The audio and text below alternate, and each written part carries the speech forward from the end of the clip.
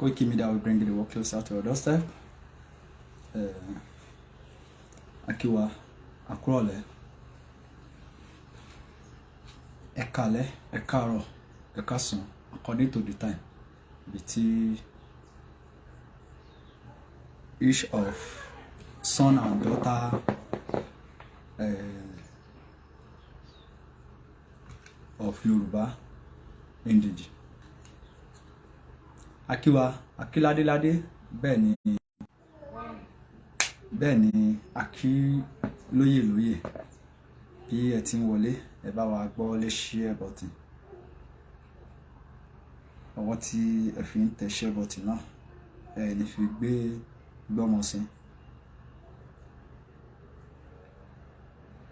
Mo kí ẹ̀yin bàbá mi, mo kí ẹ̀yin ìyá mi, mo kí ọmọdé, mo kí àgbàlagbà, bẹ́ẹ̀ ni mo kí gbogbo ajúnilọ tí ń bẹ nílẹ̀ kóòtù òjíire pé a kú dédé àsìkò yìí.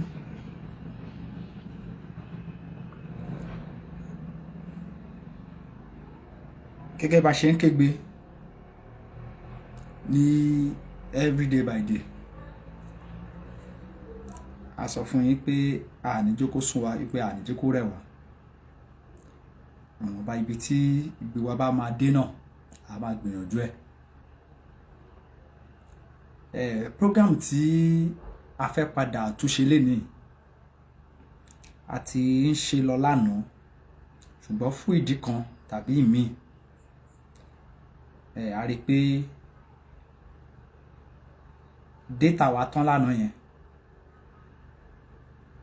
Ìdí nìyẹn tí a fi parí program yẹn ká tó kúrò lórí ètò. Bẹ́ẹ̀ ni data wa ni ó ṣe bẹ́ẹ̀ ó tán lánàá yẹn. Bí ẹ ti ń wọlé ẹ bá wa gbọ́ lé share button, ẹ bá wa pè ládéládé, ẹ bá wa pè lóyè, ẹ bá wa pè gbogbo èèyàn jàǹkànjàǹkàn lẹ́rìn ìlú kí wọ́n tó wá bá wa gbé ọ̀rọ̀ ìní ìyẹ̀wò.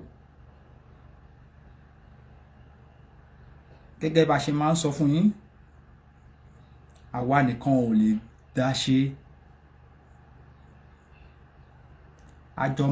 Àjọ máa ṣe ni. Kò sí nǹkan tó ń jẹ́ pé bóyá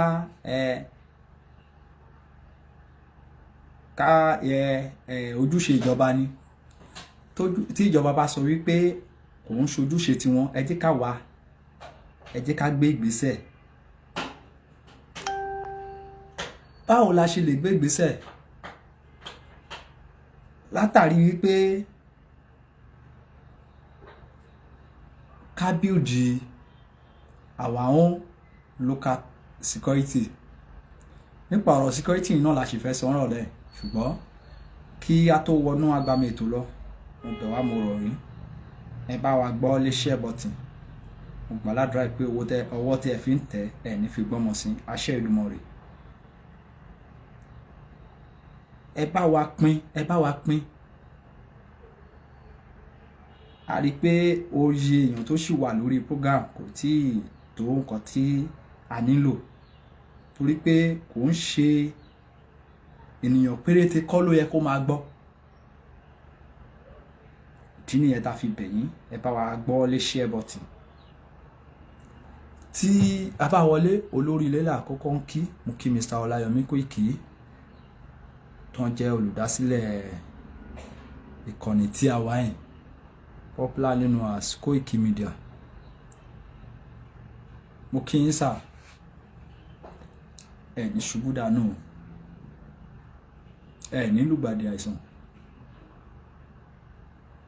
Gbogbo ìgbòkègbodò yín lọ́sàn-án, láàárọ̀, lálẹ́ kò ní já sásán lórí Yorùbá, lórí orílẹ̀-èdè tiwa.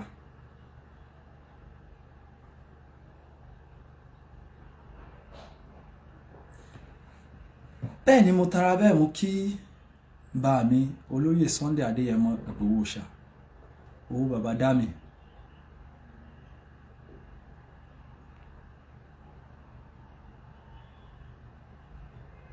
Mo kí yín sà bàbá, ẹ kú iṣẹ́ ilẹ̀ káàárọ̀ òjíire. Ẹ nílò gbàdá àìsàn agbára ṣe ìdùnnú rẹ̀. Ẹ ní irun gbé sọnù bí ó ṣe gbé ọmọ àṣẹ́gun. Mo kí bàbá mi Adébánjọ Akíntóyè, bàbá dáadáa. Àgbà yín ò ní da àgbà yẹ̀yẹ́, ẹ ní ṣubú dànù. Ẹ ti dàgbà ń sìn, mo wá gbà ládùúrà pé ẹ ní fi ọwọ́ yín méjèèjì, ẹ ní fi gbọ́mọ sí àṣẹ ìdùnnú rẹ̀. Mo kí wa, mo kí ẹgbẹ́ kọ̀ọ̀kan nílẹ̀ káàárọ̀ òjíire. Each of the group nílẹ̀ káàárọ̀ òjíire, mo kí wa. Ẹ̀yin ni mo bá ní ọ̀rọ̀ ní ìrọ̀lẹ́ tèmi, mo bá yín ní ọ̀rọ̀. Gbogbo ohun tí ó ń jẹ́ ẹgbẹ́ kọ̀ọ̀kan, ẹ jẹ́ ká jọ ní ọ̀rọ̀ àjọsọ ńrọ̀lẹ́. Àti à ń ṣe program yẹn lọ lánàá, ṣùgbọ́n data já wa kulẹ̀ lánàá yẹn. Data kò tán ni, unexpected. So ara ibi tí a ti bára wa náà nìyẹn nílẹ̀ káàárọ̀ òjíire.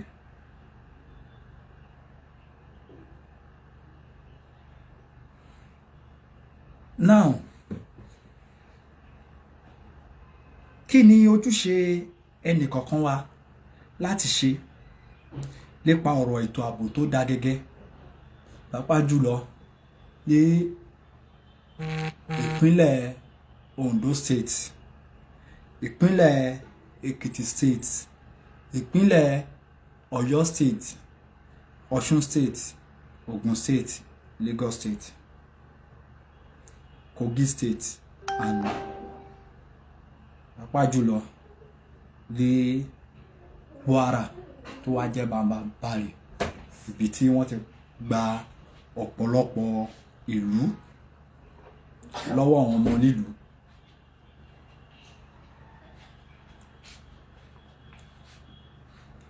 Níbi tí wọ́n ti gba ìlú lọ́wọ́ àwọn onílé. Ọ̀pọ̀lọpọ̀ àwọn tó ń jẹ́ ọmọ onílùú ni wọn ò lè dúró nínú ìlú wọn mọ́.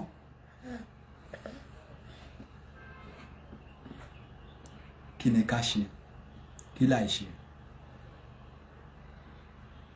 Kí ni ṣíṣe? Kí ni àìṣe?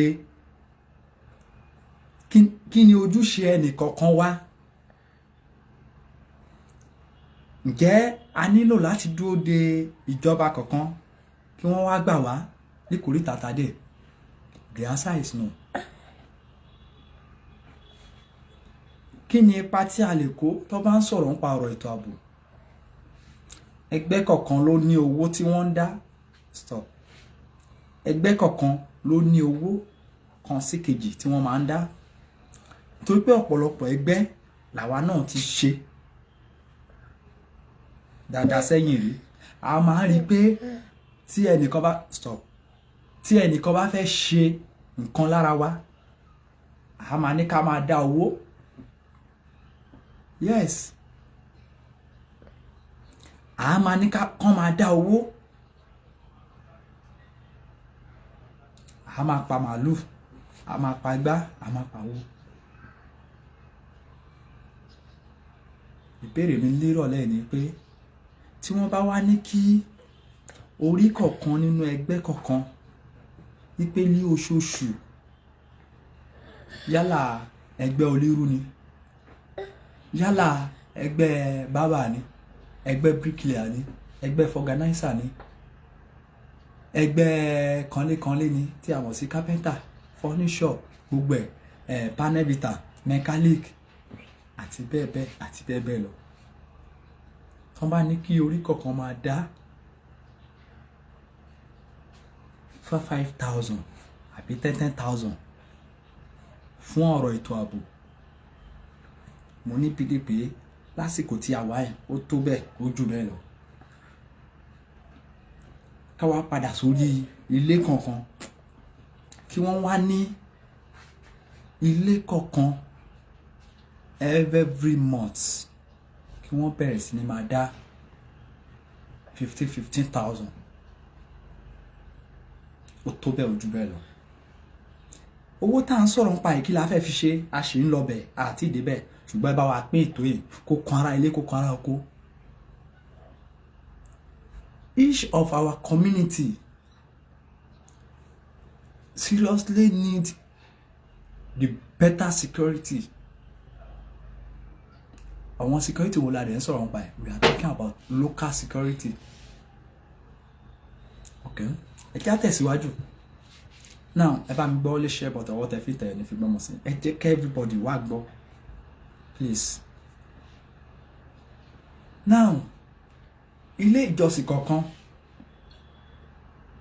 tí wọ́n bá ní kí ilé ìjọsìn kọ̀ọ̀kan máa dá 30,000 owó kíni, tí wọ́n bá ní kí ilé ìjọsìn kọ̀ọ̀kan kan máa dá 50,000 every month, mo mọ̀ pé ilé tí mo sọ yìí ẹ̀yin ìránṣẹ́ Ọlọ́run kan ẹ máa kórìíra mi, ṣùgbọ́n màá sọ.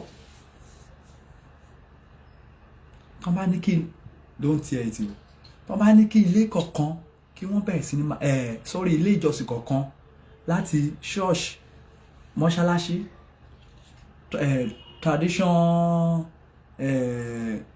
places, tí wọ́n bá ní kán máa dá 50,000 ó tó bẹ́ẹ̀ ojú bẹ́ẹ̀ lọ. Bẹ́ẹ̀ni, ká tó wá padà sórí filling station, at least each filling station kọ̀ọ̀kan ó yẹ kán lè máa contribute at least at worst 70,000 every month nínú ìlú kọ̀ọ̀kan. Ká padà sórí báǹkì kọ̀ọ̀kan nídìí àti máa contribute owó local security ó kéré tán 100,000 at this time around, because mi ní parọ́ tán yìí according to information tó wà lọ́wọ́ Kwara State is kò lè yé yín, mi ní fi gbogbo ẹnu sọ̀rọ̀. Kwara State is do what? Má bínú ìwọ tó bá ń gbé Kwara State tó bá wò mí, ìwọ tó ń gbé bẹ́ẹ̀ àfi tó bá fẹ́ parọ́, àfi tó bá fẹ́ sòótọ́. Ṣùgbọ́n ẹnu mi kọ́lẹ̀ tí máa gbọ́ yẹn.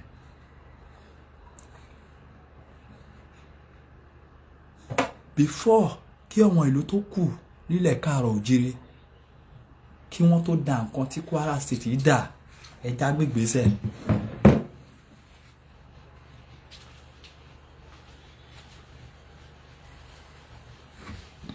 Ìgbésẹ̀ wo la dẹ̀ fẹ́ gbé? À ń sọ̀rọ̀ nípa àwọn ọlọ́dẹ ìbílẹ̀ known as local security. Àwọn ń tà wá nítorí pé ọ̀ǹtà tí ó fẹ́ fi ìyàwó àtọmọ kalẹ̀ sínú yàrá lálẹ́ tá wá ṣọ́ àwa tí à ń sùn lọ́wọ́, tó máa ṣọ́ wa títí di àfẹ̀mọ́júmọ́. Ẹ̀yin bàbá mi, ẹ̀yin ìyá mi, ẹ bá wa fi èròǹgbà tiyín náà ẹ bá wa fi sí comment section.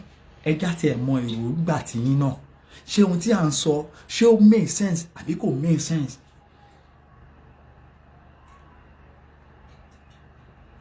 As in this time around ẹ má máa jẹ́ ká máa celebrate nonsense. Àárín òǹtọ́ ńlẹ̀ tó yẹ kí a fi èròǹgbà tiwa ká máa comment, ká máa share, ká like, ká support. No. Listen, Koiki Media team need a lot of support. Mélòó ni ẹ̀yin olólùfẹ́ wa? Mélòó lẹ ti contribute nínú oṣù tá wà yìí àbí oṣù tó lọ? Kò sí. àwa ò ń ṣe bẹ́gà, ṣùgbọ́n ìrìn àjò tá a rìn seriously need money. Àwọn ọ̀gá wa dẹ̀ gbìyànjú.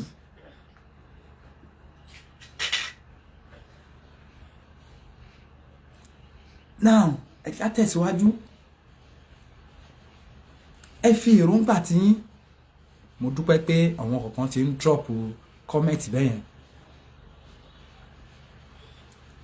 Baba Africa wọ́n ní well done my brother, well done brother mi, ẹ ṣé gan ni sir, ọwọ́ tẹ fi tẹ̀ ẹ́ ní fi gbọ́mọ sí àṣẹ ìgbìmọ̀ rẹ̀.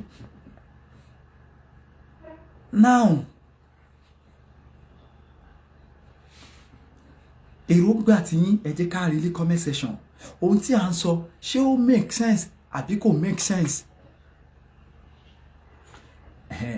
Wọ́n rán mi létí bẹ́ẹ̀ náà ní comment section. Lákọ̀ọ́kọ́ ẹ bá wa support, ẹ bá wa join Koiki Media lórí YouTube, ẹ bá wa subscribe sí. Gbogbo wa la mọ̀ pé subscription ọ̀fẹ́ ni, ṣùgbọ́n ẹ bá wa become a member yẹn owó pínṣín náà ni tí ó tó kankan. Koiki Media loyalty owó pínṣín náà ni owó ìdákọ̀mù tí ó tó kankan. A nílò ìrànlọ́wọ́ yín, a nílò owó láti rin àwọn ìrìn àjò kọ̀ọ̀kan. Àwọn ìrìn àjò kan wà ní Ondo State báyìí, ní Àkúrẹ́ náà tí tó yẹ ká ti rìn.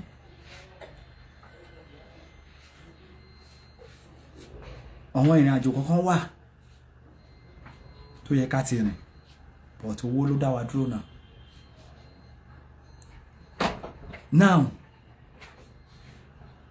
èkejì, ẹ bá wa sọ̀rọ̀ ń pa bóyá ẹ ní build tẹ́ fẹ́ kọ́. Àwa náà níṣẹ́ lọ́wọ́, bó jẹ́ yẹn náà lè fẹ́ fi support wa, ẹ gbéṣẹ́ fún wa, we will never disappoint. Trust Koiki Media. Ẹ bá wa sọ̀rọ̀ bó jẹ́ ẹ fẹ́ paint ilé yín ni, ilé tẹ́ fẹ́ renovate àbí ilé tẹ́ ṣe kọ́ tuntun, ẹ gbé fún wa. Ibi táwa náà ti lè máa jẹ lára yín nìyẹn. Bó jẹ́ pé plumber yín lẹ fẹ́ ṣe, a sọ fún yín ní last time, a ní Mr. Koiki ti rán àwa kan àti lọ kọ́ iṣẹ́ ọwọ́ tí a dẹ̀ mọ̀. Tẹ́ bá ṣẹ́kì àwọn page wa dáa, ẹ máa rí àwọn flyers wa ní orí àwọn page wa. Bó jẹ́ ẹ fẹ́ ránṣọ ni, ẹni tó ń ránṣọ wà lẹ́rìn wa. Different work, ẹ contact wa.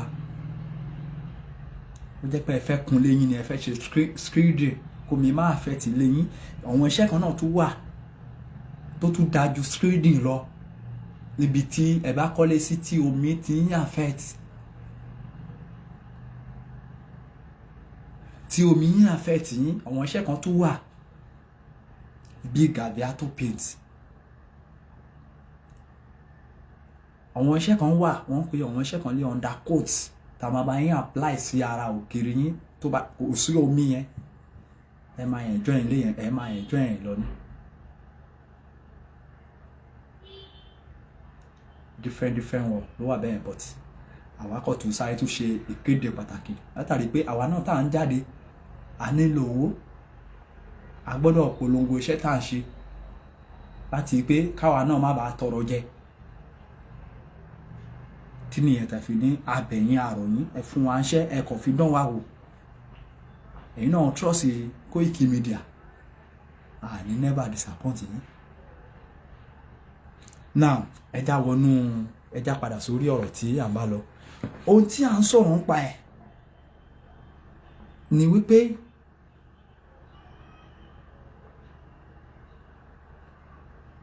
ni wípé tí ilé-iṣẹ́ kọ̀ọ̀kan tàbí association kọ̀ọ̀kan tó bá ń contribute gbogbo àwọn owó yìí, ọ̀dọ̀ wọn wo la fẹ́ kó, ọ̀dọ̀ wọn wo ni àwọn wo ló fẹ́ máa lo owó yìí. tó pé ọwọ́ each community, ìjọba kọ́ ló fẹ́ gbà lọ́wọ́ wa, community kọ̀ọ̀kan ló gbọ́dọ̀ máa gbà.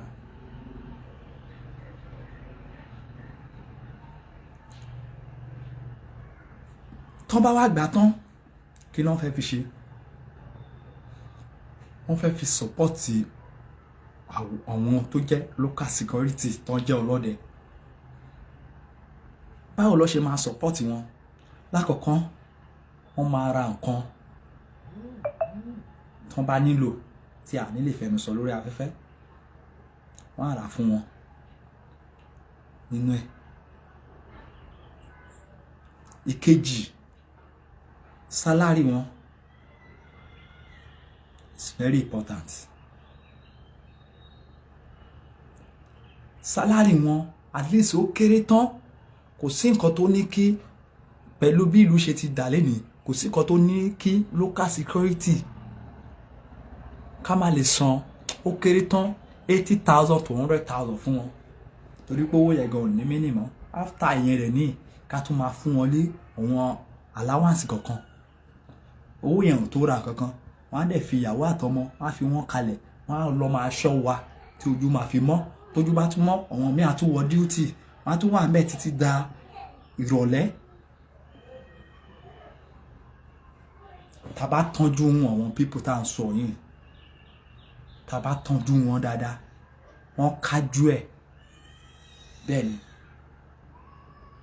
láti ṣẹ́kẹ̀ ń bẹ gbogbo ajínigbé tó bá fẹ́ wọlé sílẹ̀ Yorùbá, gbogbo ẹni tó bá fẹ́ ṣiṣẹ́ láabi nílẹ̀ Yorùbá, wọ́n lè kájú ẹ̀.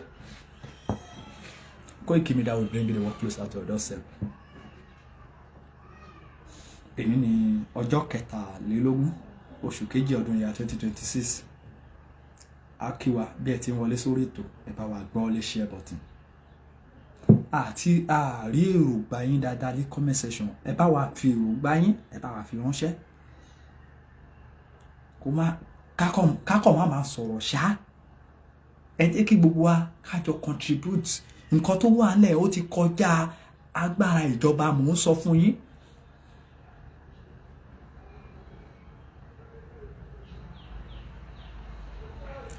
Ohun tó dé ìlú Nàìjíríà lénìí ó ti kọjá agbára ìjọba.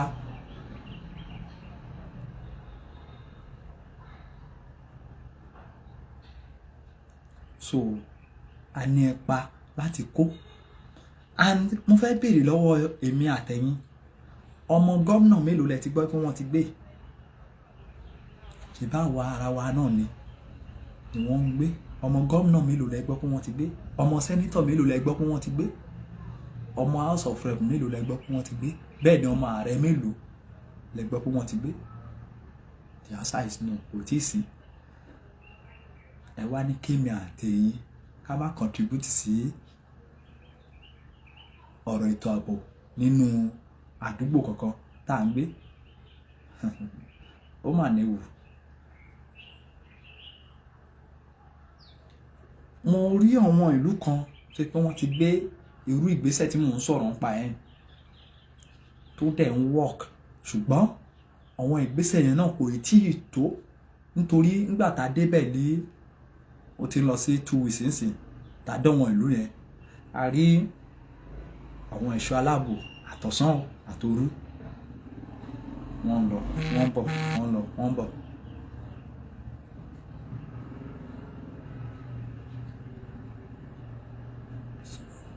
Wọ́n lọ wọ́n bọ̀, wọ́n lọ wọ́n bọ̀, ṣùgbọ́n wọn ò tó population tí à ń expect. A dẹ̀ mọ̀ pé owó náà ló tún máa fà yẹn, torí pé àwọn ọlọ́dẹ pọ̀ nínú ìlú dáadáa, àwọn ọlọ́dẹ ìbílẹ̀. Tírú nǹkan tí à ń sọ̀rọ̀ nípa ẹ̀yìn, ohun tó ṣẹlẹ̀ nílùú ti gbàgbé orúkọ ìlú tí wọ́n ti pààyàn tó ti pa kábíyèsí yẹn ní Àkúrẹ́ North lẹ́gbẹ̀ẹ́ Ìlúbò. Ohun tó ṣẹlẹ̀ ń bẹ̀ yẹn, tí irúkọ bẹ́ẹ̀ yẹn bá wà, bí wọ́n ṣe ń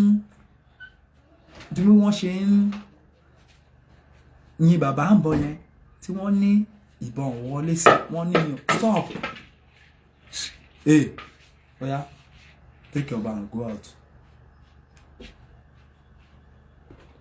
Wọ́n ní ìbọn yẹn wọlé sára bàbá yẹn, ṣùgbọ́n ká ní pé irú ìlú yẹn kàn ní irú nǹkan tí mò ń sọ̀rọ̀ nípa ẹ̀, open it now. kán nírú ohun tí à ń sọ̀rọ̀ ń pa yín. I will beat you. Go outside.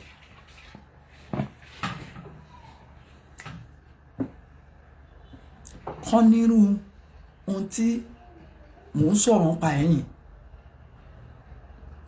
Bóyá bí ìlú yẹn tẹ̀ ṣe kéré tó yẹn, ká wá ní pé ọlọ́dẹ bíi 10 sí 15 wà lé ẹ̀rín ìgboro lọ́sàn-án ọjọ́ yẹn, tí wọ́n ń lọ tí wọ́n ń bọ̀, tí wọ́n ń lọ tí wọ́n ń bọ̀, tàbí wọ́n fara pamọ́ síbì kan.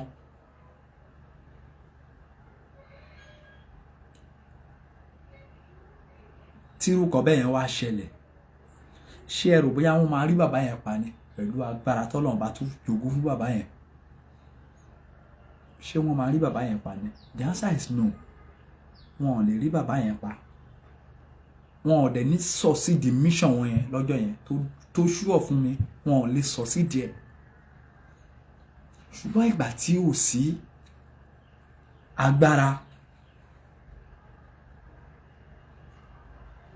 tí ò tó jẹ́ pé bàbá nìkan, kò sí anybody tó assist wọn, àwọn nìkan lẹ́ẹ̀rin ènìyàn 10, gédé Ọlọ́run 10 tí wọ́n kó nǹkan ìjà dání, báwo ló ṣe fẹ́ succeed?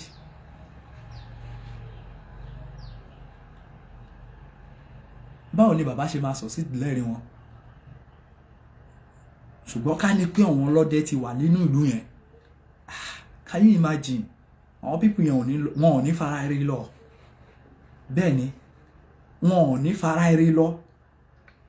One time so is very clear, is very clear, ó easy. A kàn sọ pé ìjọba ní ìṣòro wà, ìjọba á mọ̀, ṣùgbọ́n ẹ jẹ́ ká gbé ọ̀rọ̀ ìjọba ti this time around. Solution ní ká wá. Ẹ má jẹ́ ká wá solution sí ọ̀dọ̀ anybody down local security. Tó jẹ́ pé ìwọ tó bá gbọ́, tó bá rí ẹni fìrìfìrì kan, ó ti ní ọlọ́dẹ local security dání tó máa pè. À ń rí fìrìfìrì kan bí o, à ń rí fìrìfìrì kan bí. Before you know, wọ́n ti débẹ̀. Now, another man kidnapped in Ekiti now, lánàá. Another person. Ẹ mọ̀ bí wọ́n ṣe ń ná civil defence yẹn dé last week, the same thing bọ́n ṣe ń ná ẹni tàná náà ni again. Can we continue like this? Torí gbogbo yín dákẹ́ sí comment section bẹ́ẹ̀ wo, àárí comment, gbogbo yín dákẹ́. Bẹ́ẹ̀ ni. Okay, ẹ já wo, mò ń bọ̀ náà. Ẹ já wo second page wa, bóyá àwọn èèyàn drop comment síbẹ̀.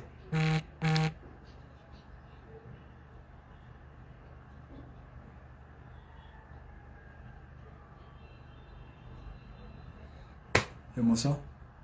No comment. Sí wàhálà, ẹ dájọ́. Okay, comment wà ńbẹ̀ mo sorry. Brother wa Wálé, Mr. Wálé, mo kí yín sir. Ẹ ti wà lórí ètò pẹ̀lú wa. Second page yẹn lẹ wọlé sí ni ò jẹ́ kí n mọ̀. Mo kí yín. Bọ̀dá wa yẹn ẹ máa mọ̀ pé àwọn ilé ẹ̀jẹ̀ Yorùbá ó ń ṣiṣẹ́ lára wọn. Bẹ́ẹ̀ ni, mo kí yín sir. Mo kí yín. Ẹ kú iṣẹ́ takuntakun. Ẹ ní ṣe lásán, bẹ́ẹ̀ ni àwa náà ò ní ṣe lásán, àṣẹ Èdùmàrè. Mo máa ń rọ́wọ́ yín gbogbo ìgbà. Ọkùnrin takuntakun ni yín. Asọ́nsìn, a ní ohun tí a mú wá yìí, ìmọ̀ràn tá a mú wá yìí, ǹjẹ́ ó dá tàbí kò dá?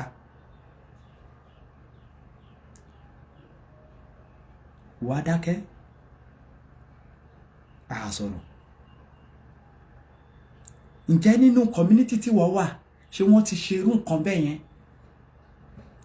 Ǹjẹ́ nínú community tí wọ́n wà, ṣé o ti advice ọba tàbí baálẹ̀ tó wà ní irú community bẹ́ẹ̀?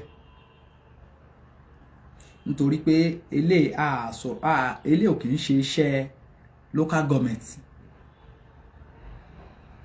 iṣẹ́ tá à ń sọ̀rọ̀ nípa yẹn. Yes, broda mi Bùràwálé wọ́n ní good talk, ọlọ́run á gbà wá o, we need local security gẹ́gẹ́ bí mo ṣe sọ.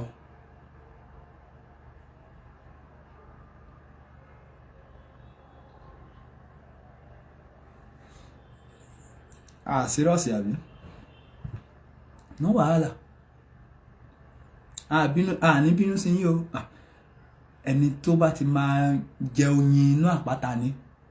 Àríyàn kan ní comment section bẹ́ẹ̀ yẹn, ó ní Koiki Media, you no serious. Ẹ ṣe sí ẹni tó serious gan tí ṣe lọ hospital ló wà, àwọn tó serious, àbí ibi tó ti ń tọ́jú wèrè, àwọn tó serious nìyẹn. Bẹ́ẹ̀ni, we no even need to serious.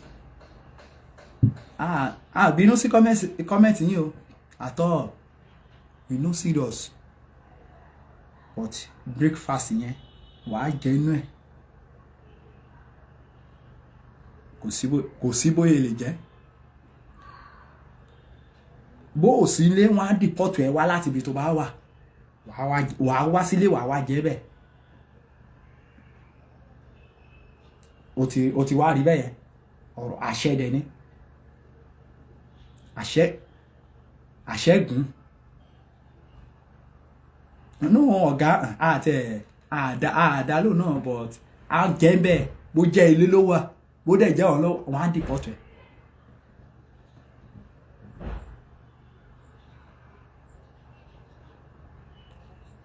Local security kò sí nǹkan tá a lè béèrè mọ́. bó béèrè kí lè orúkọ ẹ̀ state police jù bẹ́ẹ̀ lọ, ìwọ náà mọ̀ nǹkan tí wọ́n máa padà lo àwọn kìíní yẹn fún.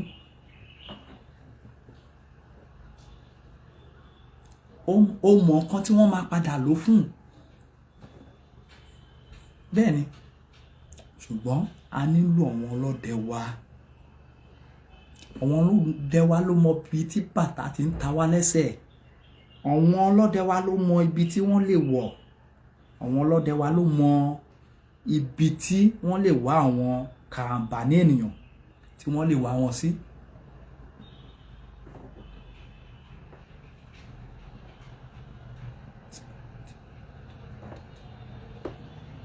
Yes. Each community tẹ́yìn ti dé sẹ́, ní gbogbo community tí àwa sì ń dé, few ní wọn ló sì ní ohun tí à ń sọ̀rọ̀ nípa ẹ̀yìn. Nítorí pé idea tá à ń sọ̀rọ̀ nípa ẹ̀yìn kìkan ṣe nǹkan tí mo kàn jí tó lè pé èmi ni mo mú idea yẹn wá. Lóòótọ́ platform ìlú mi for so many years kan tó ṣe, èmi náà ń bring irú suggestion yẹn kó tó di pé wọ́n throw ẹ̀ sí committee. Gbàtọ́ dẹ̀ throw ẹ̀ sí committee accept pé ẹ jẹ́ ká ṣe kọ̀bílẹ̀, wọ́n dẹ̀ ṣe.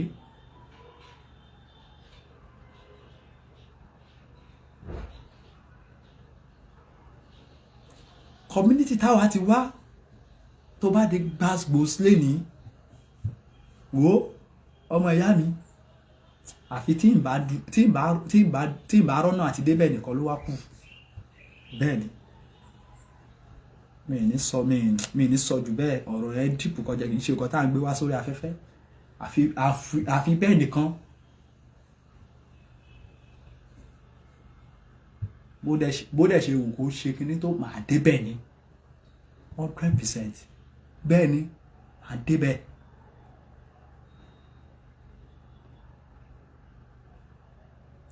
Òun la fi wá ń sọ each community sẹ́ẹ̀ tí à ń dé.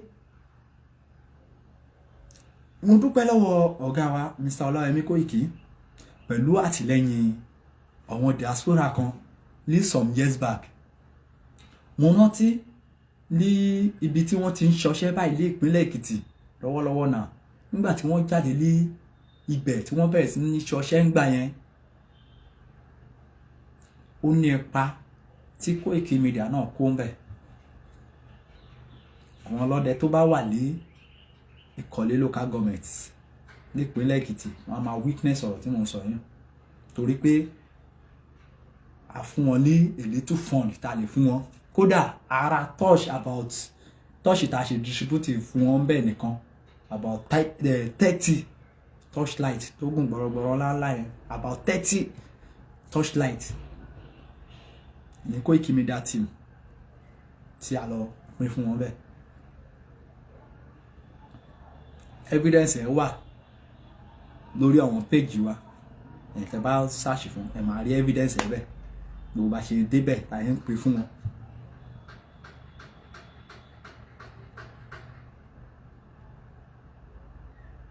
tí ó bá jẹ́ ìyá rádaràda tó dé yẹn tó wá da everything rú ìyá tọ́lọ́run ní fèrè fún yẹn but ẹ̀yin diaspora kankan ohun tí ẹ̀ ń wá náà nìyẹn òun ni àti ń gbọ́ ìzínà ṣé $39 million ni mò ń gbọ́ tí ìkan lára wọn ń pariwo lánàá pé wọ́n ti dá sí lọ́wọ́ pé wọn ò mọ bó ṣe ṣe can you imagine that ṣùgbọ́n Ọlọ́run á san fún olúkálùkù gẹ́gẹ́ bí iṣẹ́ ọwọ́ ẹ̀ nínú ìrìn àjò ẹ̀ Ọlọ́run á sọ fún mi o á dẹ̀ sọ fún ìwọ náà tó ń wò mí ipa tó kó kò ń ṣèpè o ṣùgbọ́n ipa tí o kó la máa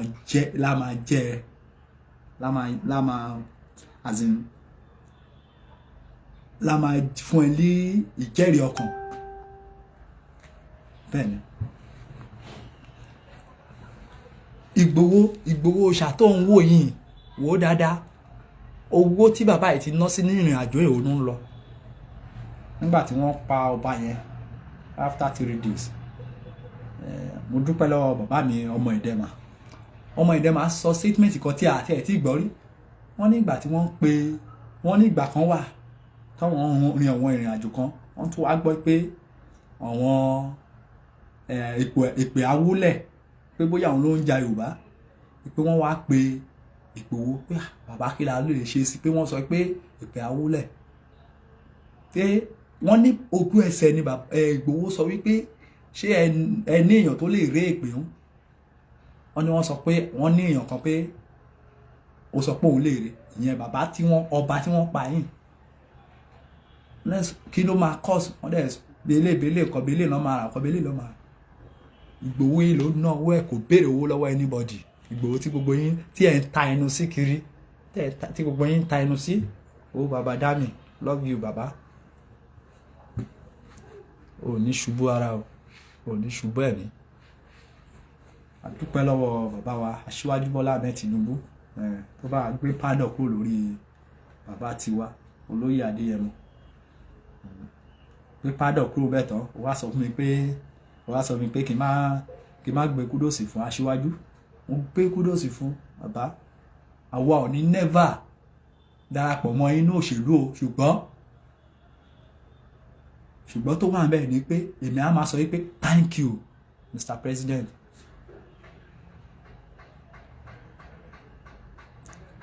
ẹ ṣé gan ni sir Mr. Adéfẹ́mi òkè sáà káàbọ̀ sórí ètò àwọn tẹ fi tẹ ẹ ní fi gbọ́mọ sí wọn àṣẹ Ìdùmarè ẹ fi èròǹgbà tí yín náà ránṣẹ́ bí ẹ tiẹ̀ sí nílé nígbà kan sẹ́yìn tẹ́yìn náà tẹ wá sí ilẹ̀ Yorùbá bóyá ẹ wá kí àwọn mọ̀lẹ́bí kí ni ohun tí ẹ rí nínú àwọn community tẹ dé ǹjẹ́ wọ́n ń ṣe ohun tí mò ń sọ̀rọ̀ ń pa ẹ̀yìn ṣé àwọn ọlọ́dẹ ìbílẹ̀ ṣé wọ́n ń ṣọ́ àwọn àdúgbò yín yálà lọ́sàn-án lóru lálẹ́ láàárọ̀ ṣé wọ́n ń ṣọ́ bẹ́ẹ̀ torí pé tí wọ́n bá ń ṣọ́ bẹ́ẹ̀ ọba tí wọ́n pa yín wọn ò ní pa ọba yẹn just like that wọn ò ní ọba yẹn pa àní nínú ìlú tèmi sẹ́ àní à ń ṣe ó dẹ̀ ń wọ́ọ̀kì fún wa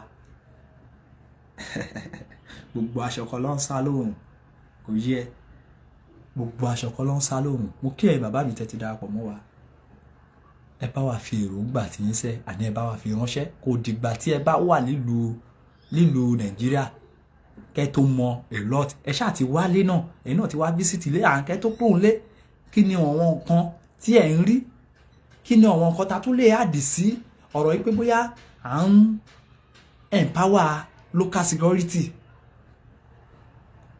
A ní ilé epo kọ̀ọ̀kan, association kọ̀ọ̀kan, a mọ millions of naira tí àwọn association tí wọ́n ń kó jẹ lẹ́ẹ̀rín ara wọn láì tiẹ̀ tí sọ̀rọ̀ ìjọba, millions of naira. Ìgbà kan tí mò ń ṣe ẹgbẹ́ kan, mo rántí nígbà tá a máa ṣe find out à ń rí 900,000 1 million naira lọ́wọ́ èèyàn ẹyọ kan ní ẹgbẹ́ pé a ṣí ṣọ́ọ̀bù iṣẹ́ ọwọ́ náà ni o. 1 million naira. Ìgbà yẹn ó ní ìgbésẹ̀ tí mo gbé, kí ló jẹ́ bẹ́ẹ̀. Eléyìí tó wá fọ́nì jù ni pé ọ̀pọ̀lọpọ̀ wọn tó ń kówó ibẹ̀ jẹ́ ńgbà yẹn wọn ò ní ṣọ́ọ̀bù,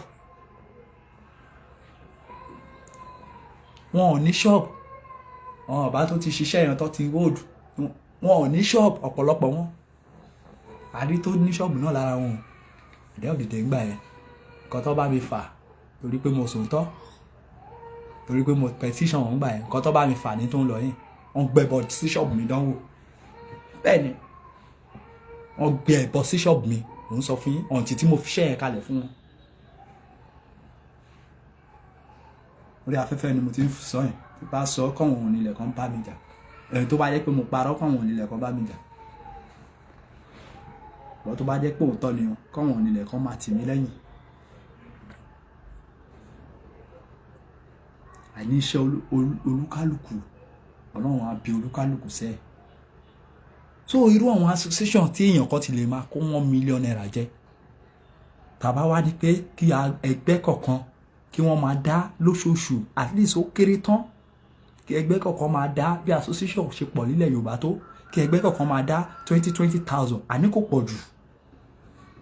Àwa mú owó oríṣiríṣi tí wọ́n ń gbà lọ́wọ́ wa nínú association. Ẹgbẹ́ fọga, ẹgbẹ́ mechanic, ẹgbẹ́ bricklayer, ẹgbẹ́ kunlékunlé, ẹgbẹ́ igbá, ẹgbẹ́ àwo, ẹgbẹ́ gbogbo ẹ̀ tí ẹ kó jọ nílẹ̀ Yorùbá. A ní àsìkò ní tí a fi máa mọ ìwúlò yín. A nílò àti dóde ìjọba kankan mọ́. Ẹ gba owó lọ́wọ́ àwọn ẹgbẹ́ tá à ń sọ yìí, ẹ lọ sí ṣọ́ọ̀ṣì kọ̀ọ̀kan compulsorily, ó kéré tán. Ṣọ́ọ̀ṣì tó kéré jù tá a mọ̀ pé population wọn ò pọ̀, ó kéré tán 20,000 naira.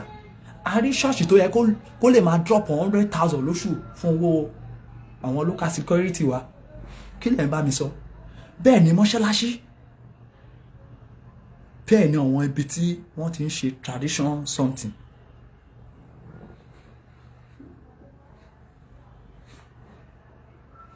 Tó bá yẹ pé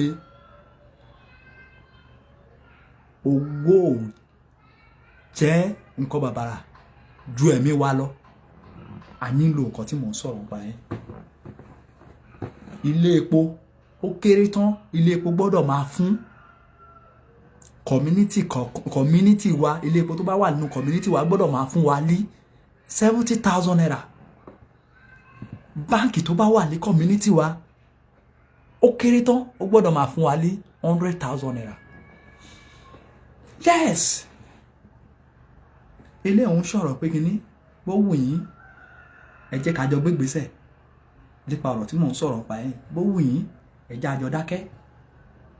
Ṣọ́ọ̀bù kọ̀ọ̀kan tó ń ta fóònù accessory, ẹni tó ń ṣe engineer tó ń ṣe fóònù, at least ní ṣọ́ọ̀bù kọ̀ọ̀kan ó kéré tán, a gbọ́dọ̀ máa gba 20,000 lọ́wọ́ wọn lóṣooṣù.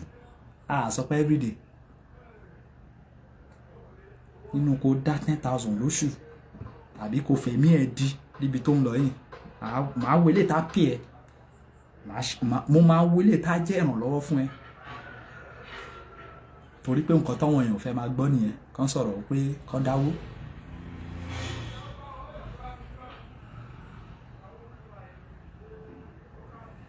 Gbogbo association tẹ̀ ń kó jọ tẹ̀ fi ń kówó jẹ yẹn, àsìkò ní láti lò láti tún fi fund security.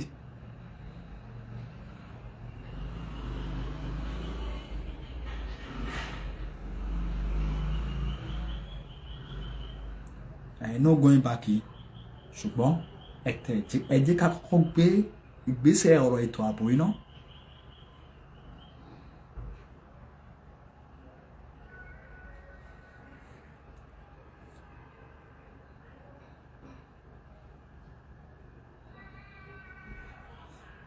ok ẹ ṣé gan-an ni bàbá mi Mr. Ọláwálé mo ṣe tó padà sí orí péjì ilé ìtẹ̀wà yẹn níbẹ̀ yẹn mo ṣe ń wo kọ́mẹ́ǹtì yín ẹ ṣeun sà ó ti di ṣíṣe náà àti ṣe náà. so kí ni mò ń sọ̀rọ̀ nípa? à ń sọ̀rọ̀ nípa ọ̀rọ̀ ètò ààbò. báwo la ṣe máa ṣe? báwo la ṣe máa ṣe? èròǹgbà tèmi lèmi mú wá yẹn. èròǹgbà wo nìwọ náà ní? èròǹgbà wo nìwọ náà ní tí a lè ṣe? kí ni ohun tí a tún lè hàdì sí? àìṣe gan ni bàbá wa Emmanuel inú mi pé mo tiẹ̀ rí pé mo rí kọ́mẹ́ǹtì yín pé ẹni yes great job, inú mi dùn. nǹkan tí a ní kí ẹnì kọ̀ọ̀kan wa ká ṣe nìyí. tó bá jẹ́ pé ohun tí à ń sọ ohun tí ò dá ni ẹ sọ síbẹ̀ àní bú yín, ẹ sọ síbẹ̀ àwa béèrè lọ́wọ́ yín pé òkè ìgbésẹ̀ wo ni ká gbé, ẹ tún wá bá wa sọ pé ìgbésẹ̀ báyìí ẹ bá wa drop comment. àárọ̀ lọ́wọ́ náà how many minutes lẹ fẹ́ fi type comment? ẹ bá wa type ẹ̀ kẹjẹ́ ká wo èròǹgbà tí yín. ṣé ohun tá à ń sọ ìṣó ṣiṣẹ́ tàbí kò ṣiṣẹ́? torí pé ta bá fẹ́ ṣe patí kan àmọye tá à ń dá ta fi ń raṣọ, àmọye tá à ń dá fún ẹni tó fẹ́ ṣe patí. ẹgbẹ́ mi àtún máa ra màálù fún ẹni tó fẹ́ ṣe patí.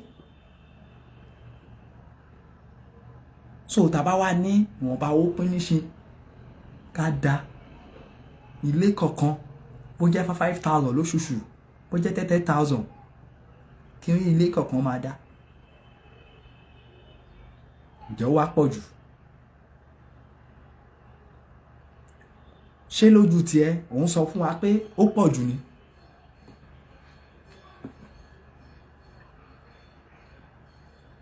tẹ bá ń lísì sí wọn bẹ́yẹn wọ́n ti débẹ̀ bẹ́yẹn ẹ ti ń gbọ́ wọ́n ti ń mọ̀ ara nǹkan tá à ń sọ nìyẹn. irú ok ṣọ́ọ̀ṣì tó wà nítòsí ọ̀dọ̀ wa wọ́n ti débẹ̀ yẹn wọ́n ti bẹ̀rẹ̀ program. now ṣé tírú ilé ìjọsìn yẹn tọ́wọn náà bá wá gbìyànjú láti sanwó ọlọ́dẹ lọ́jọ́ tí ìdágìrì àwọn ará ibi bá máa dé, ṣé ẹ̀ ń sọ fún mi pé wọn ò ní dìfẹ́ǹdì wọn ni? wọ́n á dìfẹ́ǹdì wọn. ọ̀wọ̀ lọ́jọ́ kìíní àná tó bá jẹ́ pé irú ìgbésẹ̀ tá a sọ̀rọ̀ ń pa ẹ̀ tó ti wà, ṣé ẹ mọ̀ pé bọ́kọ̀ ṣe fẹ̀mí àwọn èèyàn wọ́n yẹ fi ṣòfò bẹ́ẹ̀ yẹn nínú ṣọ́ọ̀ṣì yẹn, ṣé ẹ mọ̀ pé kò ní work? ṣé ẹ mọ̀ bẹ́ẹ̀? kò ní work, kò ní ṣiṣẹ́ ẹ̀, wọn ò ní sọ̀sídì. ẹ̀mí àwọn èèyàn kò ní jẹlẹ̀ just like that.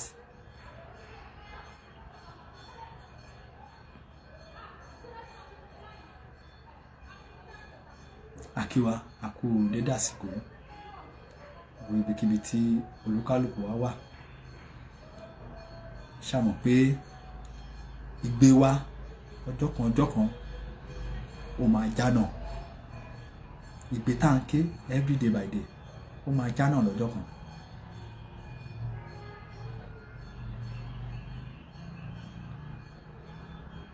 ipa wo ni èmi àti ìwọ la fẹ́ kó? ipa kan ní tèmi náà ń kó yìí o, má gbàgbé o, ṣùgbọ́n ipa wo ni ìwọ náà fẹ́ kó? kọ́mẹ̀ntì tí o jù sí under program wa o mẹ́ni tó máa padà rí o. ó tiẹ̀ lè má jẹ́ ìgbà tá à ń ṣètò lọ́wọ́ ẹ̀, bóyá later a ti parí ètò, o mẹ́ni tó máa padà rí tá padà wàá wúlò fún ilẹ̀ Yorùbá. tá a gbé ohun tí ẹni dẹ̀ sọ síbí jẹ́ mú lọ ọ̀dọ̀ baálẹ̀ tó wà ní ìlú mi, jẹ́ mú lọ ọ̀dọ̀ ọba tó wà ní ìlú mi. kábíyèsí ẹ wo àìdíà kan tí mo rí níbì kan báyìí, ó dẹ̀ jẹ́ àìdíà tó dáa. irú program tí mo ṣe yìí ṣe mọ̀ pé ẹnìkan báyìí ti gbọ́ ọ̀rọ̀ mi báyìí tó dẹ̀ ti lọ gbérú ìgbésẹ̀ yẹn tó ti wá àwọn olórí ìlú ẹ̀ lọ pé kọ́bí lẹ́yìn mo gbọ́n bì kan báyìí stop I'm still doing program. I go outside. Come here. I go and meet your sister.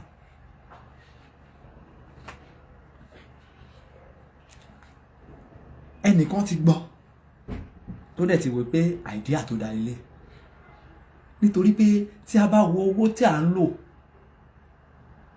ta kàn ń wéèsì kiri ta bá mú kọ́tà nú ẹ̀ ta lò fún ètò ààbò á máa ṣiṣẹ́ fún wa ilẹ̀ káàrọ̀ òjíire á ṣiṣẹ́ fún wa o á ṣiṣẹ́ fún ìwà àtẹ̀mí àwọn ọmọ ní tàbí jọ wọ̀nyí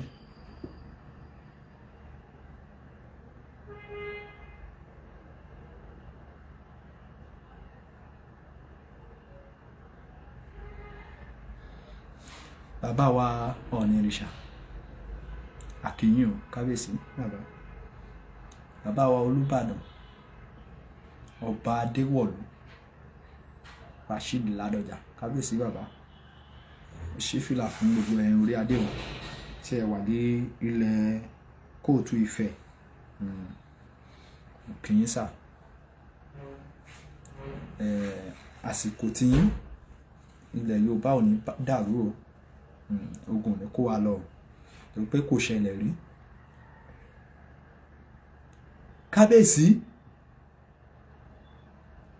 kábíyèsí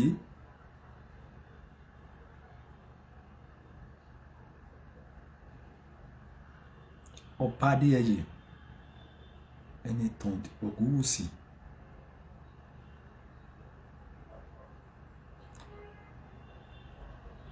ẹ bá wa gbé ìgbésẹ̀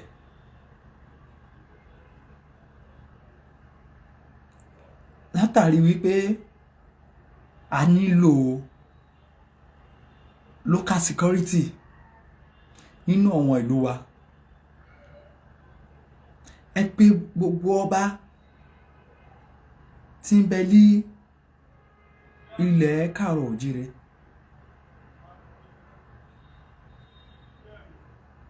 ẹ bá wa pé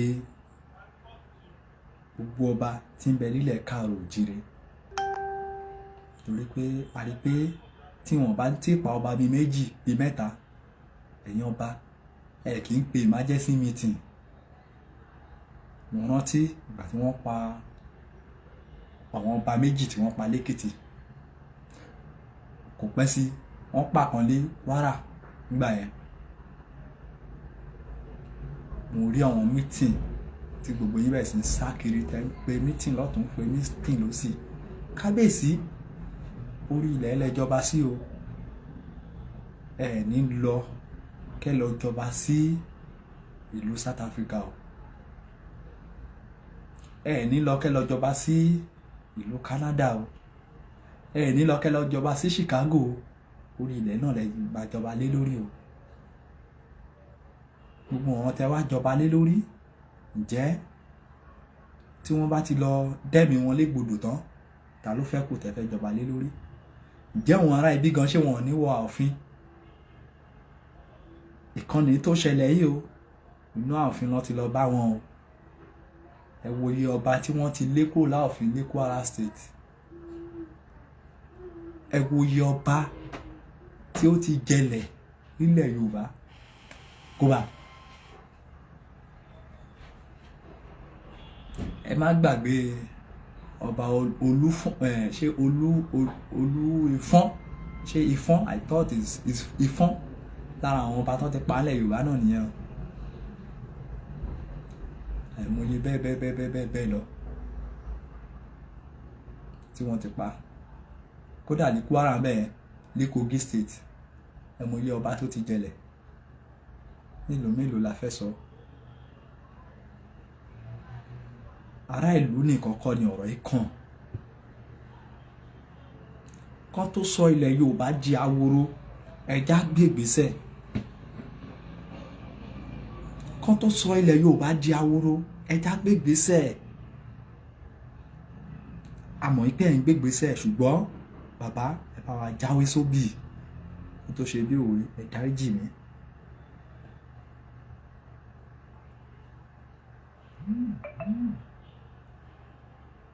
A nílò solid action.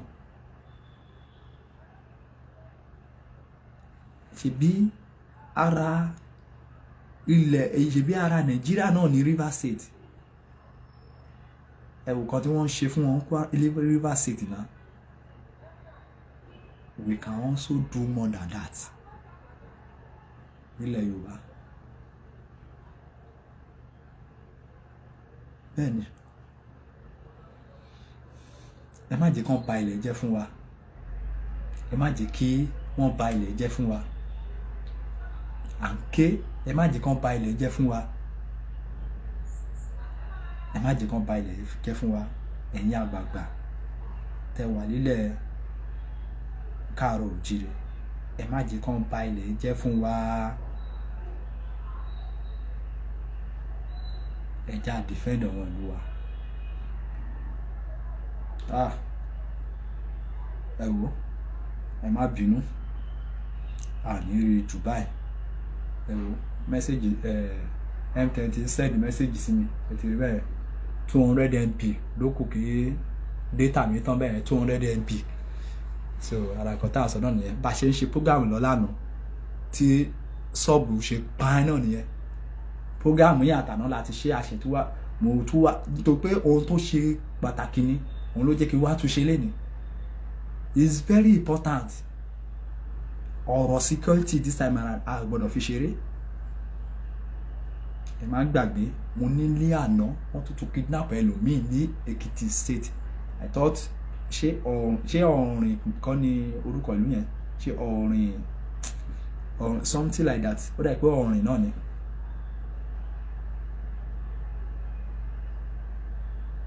Ṣé bá ṣe máa gbé wa lẹ́ẹ̀kan nìyẹn. Ẹ wo bọ́n ṣe ń na arákùnrin yẹn nínú igbó wọ́n ṣe ń na wọ́n la igi mọ́ lẹ́sẹ̀ lámọ́ lékù lámọ́. Ẹ má jẹ́ káwọn pípọ̀ yẹn kán sọ wá di alábọ̀ ara tí wọ́n sọra wọn dà ní north tí ọ̀pọ̀lọpọ̀ wọn fi wá di oníbàárà. Lẹ́ẹ̀kan sí akí gbogbo wa tí ẹ ti darapọ̀ mọ́ wa ẹ má gbàgbé a sọ fún yín tẹ́ bá fẹ́ kọ́lé yín ọ̀pọ̀lọpọ̀ iṣẹ́ ọwọ́ la ti ní náà ẹ support wa. Support a nílò lọ́dọ̀ yín ni ẹ fún wa ṣẹ́ ẹ fi lọ́ wa wò ẹ wá wò bóyá ẹ máa rí good nù wà bí ẹ ní rí. Trust Koiki Media and never disappoint yín. Àbí Auto Print new print ni tó wọ́n ṣẹ̀ gbé wá láti India tó a bá bá yẹn apply sílé ẹ kò sí omi yẹn. Tá bá bá yẹn ṣe taolin sí ara ìgbẹ̀gbẹ́ ògiri ẹ níta àbí ara fence. So wàá máa enjoy ẹ̀ lọ ní tá bá bá yẹn apply. Àwọn kan tá à ń sọ̀rọ̀ nípa ẹ̀ fi dán wa wò kò jẹ́ ká fún ẹ ní the best job. Bó dẹ̀ jẹ́ pé plumbing work lẹ fẹ́ ṣe ẹ contact wa bẹ́ẹ̀ ni. Ara iṣẹ́ Koiki Media náà nìyẹn. Àlọ́kọ àdẹ̀mú. Bó jẹ́ aṣọ ló fẹ́ rán ó wà lẹ́rìn wa. So Koiki Media bring the work closer to your doorstep. Akíwà o, àkùdédé àsìkò yìí. Ẹ ṣé gan ni gẹ́gẹ́ bí a ṣe sọ fún yín. Data yẹn ó ti fẹ́ tán. A ní lè rí jù báyìí ẹ rí. 170 something MB kó má di pé bóyá èèyàn ń parọ́. Ẹ rí akàn má lè jẹ náà ni láti pé kákọ̀ máa gbìyànjú. Torí pé ọ̀rọ̀ ètò ààbò ó jọ kàn mí ó kàn yín ó kàn gbogbo wa ni. Ìwọ gan tó sílé ó máa ní dúkìá kan sílé tàbí kò ní ẹbí kan sílé tó wà kí kankan tó ń bà. Ilẹ̀ Yorùbá ò ní bàjẹ́ o. Gbogbo ẹni tó bá ní èrò láti wá da ilẹ̀ Yorùbá rú wọ́n á sùn wọ́n ní jímọ́ bẹ́ẹ̀ ni àwọn ò nílẹ̀ àṣẹ wọn mọ́ṣẹ́ àṣẹ Èdùmàrè. Ó dàbọ̀. Mo kí yín bàbá mi Ọláṣùpọ̀, mo kí yín Ọládayọ̀, mo kí yín ó ti jẹ́ mi bẹ́ẹ̀. Ẹ ṣé gan ni sir, my lovely brother, ẹ ṣeun sir. Ó dàbọ̀. Ó yẹ kí n sáré ṣe kankan. Okay.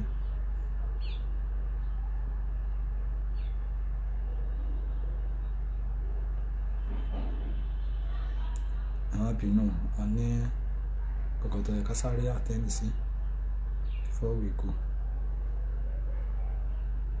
Ó ní kankan tó yẹ kí n sáré wò. Okay.